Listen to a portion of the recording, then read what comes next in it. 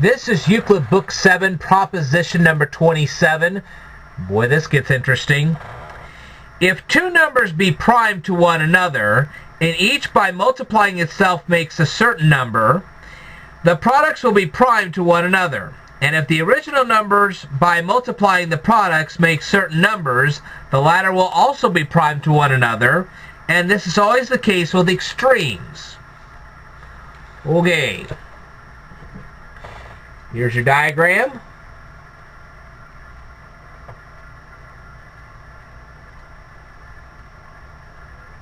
Okay. Let A and B be two numbers prime to one another. Okay. Well, 2 is prime to 3. Now, 2 in itself is not a prime number, but 3 is. But it doesn't matter. It's not that they're prime, that's prime to one another. Okay? Let A, by multiplying itself, make C. Well, 2 times 2 is 4. And by multiplying C makes D. Well, 4 times 2 is 8. So D is 8. Let B, by multiplying itself, make E. Well, 3 times 3 is 9. Okay?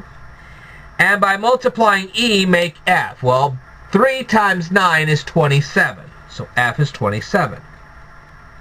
I say that both C and E and D and F are prime to one another. For since A, B are prime to one another, and A by multiplying itself is made C, therefore C and B are prime to one another. And this is by Euclid Book 7, proposition number 25. Alright. So, is C and B prime to one another?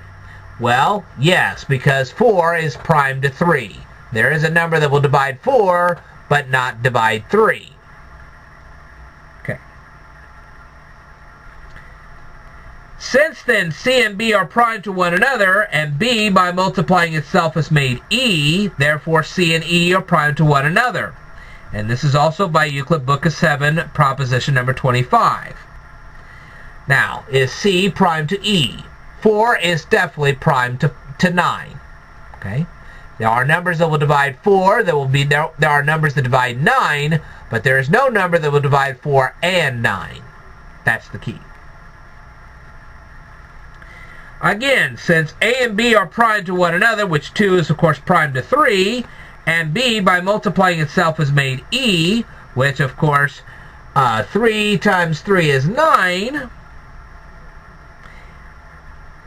Alright. Let's see. Therefore A and E are prime to one another. Well, A is 2 and E is 9. There are numbers that will divide 9, but there's no number that will divide both 2 and 9. So yes, 2 and 9 are prime to one another.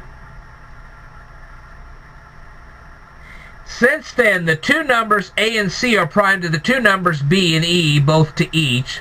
Therefore, also the product of A and C is prime to the product of B and E. Well, what's A times C? Well, 4 times 2 is 8. Okay. And B and E, well, 3 times 9 is 27. So 8, of course, is prime to 27.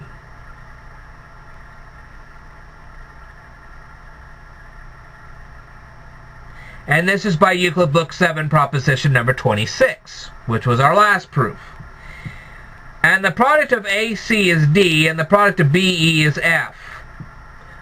So, D and F are prime to one another. There are numbers that will divide both 27 and 8, but no number that will divide both 8 and 27. So yes, there are numbers that divide 8, there are numbers that divide 27, but no number will divide both 8 and 27. That's what we're trying to get to. Alright, I will tell you more in a future video. Stay tuned.